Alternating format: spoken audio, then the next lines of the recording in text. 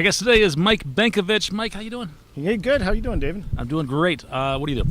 So what do? I'm going out building cloud-connected mobile applications. We should talk about that. What specifically should we talk about? Well, I don't know. What do you want to talk about? I've been doing... I want to talk about what you're passionate about. What am I passionate about? I'll tell you what I'm passionate about lately is team services. Yeah.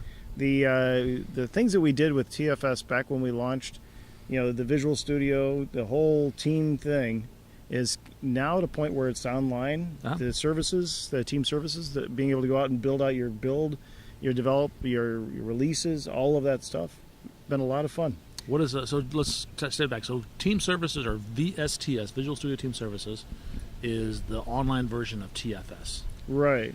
What are they? What is it supposed to do? So what it is it's a way that I can go out and I can track and build systems and get visibility into how they're running.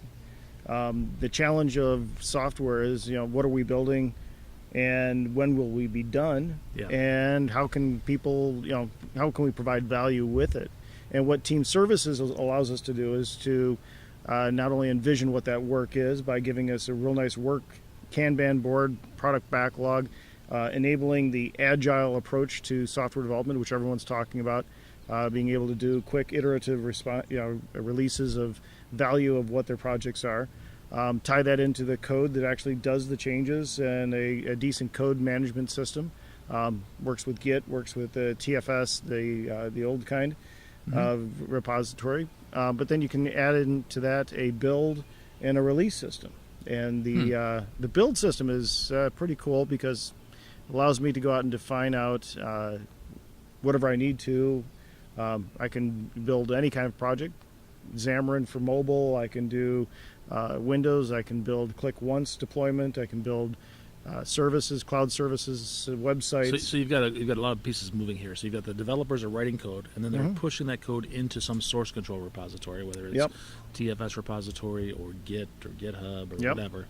And then once it's in there, then we want to automate the build process, is what you're talking about now, right? Yeah, there's a process that monitors that repository when it's triggered by a change in something.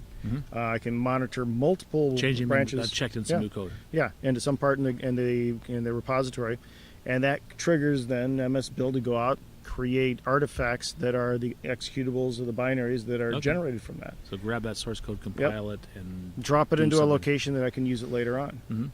And then from the release system, and this is kind of where you can get beyond the single executable into more complex systems, is I can define out an environment as being composed of multiple machines, services, executables.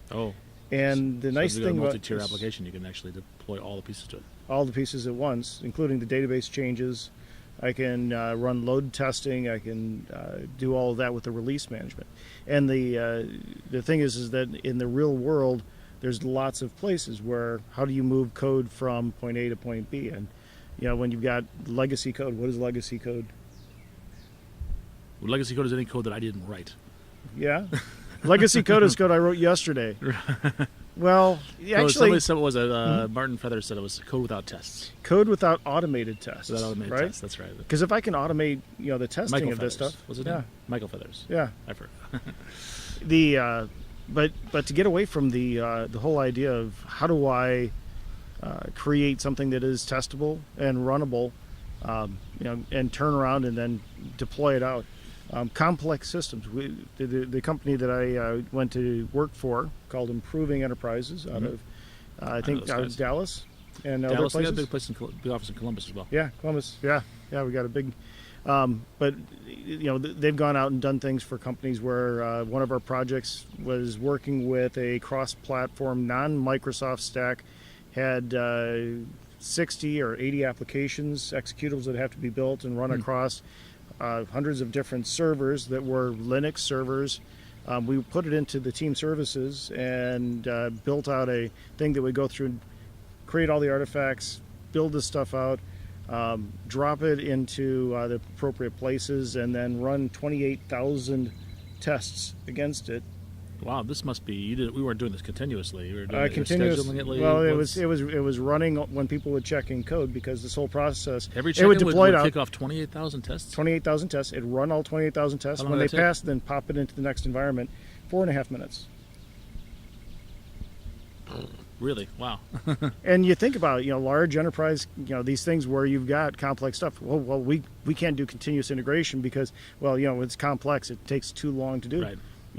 And if you can But bring they're it wrong. down. They're wrong. They get This was- get their tests down to they're running. I've had some people will write tests to make sure that the tests themselves run in a short period of time. Like it'll fail if it takes more than 30 seconds to run. Isn't that one of the tests? Right. How you have to have performance. Yep.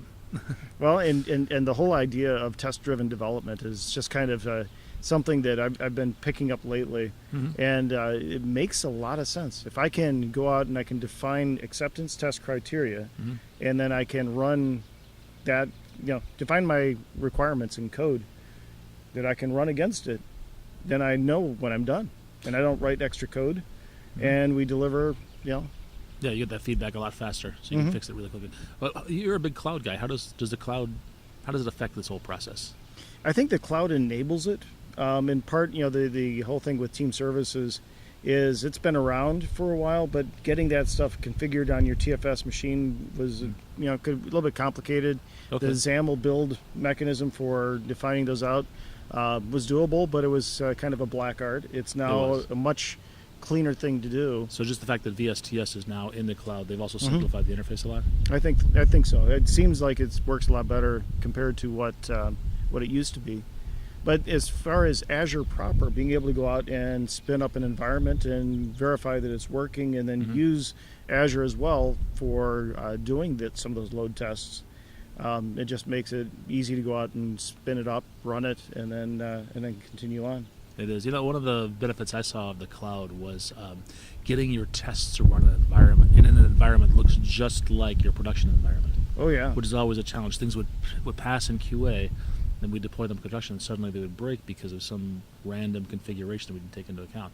Or maybe it's a volume thing. It works great with 10 users, but 10 million. Yep, it might. How do you scale? Or you could. You could test for that. But imagine if it was just a different piece of hardware. Yeah. Who has the same hardware for all their different servers? Oh, you're talking about like mobile devices, like mobile, or even servers, even enterprise devices. What do you do with the old production server? Well, you turn it into a test server. What do you do with the old test server? Well, you give it to the developers and let them run their integration tests on it. Well, those aren't. Now suddenly you have different pieces of hardware, different configurations on each machine, and that can affect the tests. That can affect whether it's going to run or not. And with the cloud, everything can be identical. You could be running all your tests in the cloud.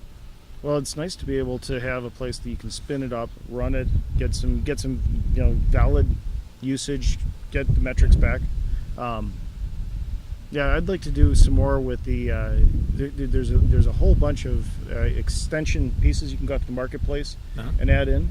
So one of the concepts that I was talking about using Octabuild to take a given web application or component, create a NuGet package, and then when you deploy it, you just go out and call that to pull in that package. So across the enterprise, I can have my collection of packages that we're working with. Interesting. Yeah. You're speaking about this. You're writing about this. A little bit of. I'm doing a little bit of blogging on Benko Tips. It aggregates my blog. I think the blog is currently on Geeks with Blogs.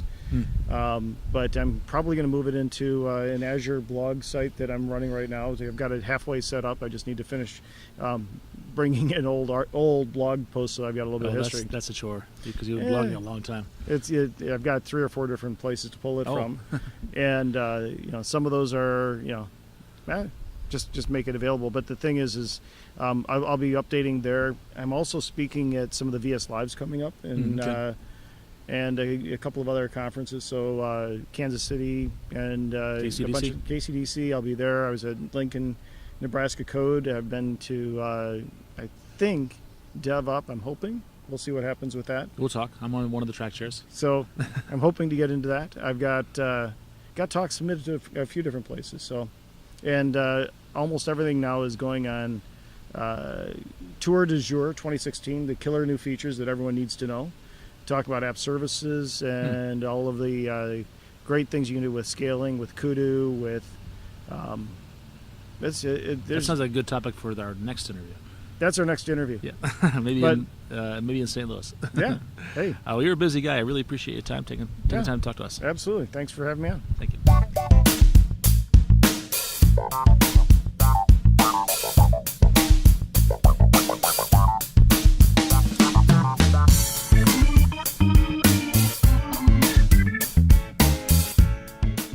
whole idea of working with people, with friends, is to provide them with the technology they need to get the solutions they want.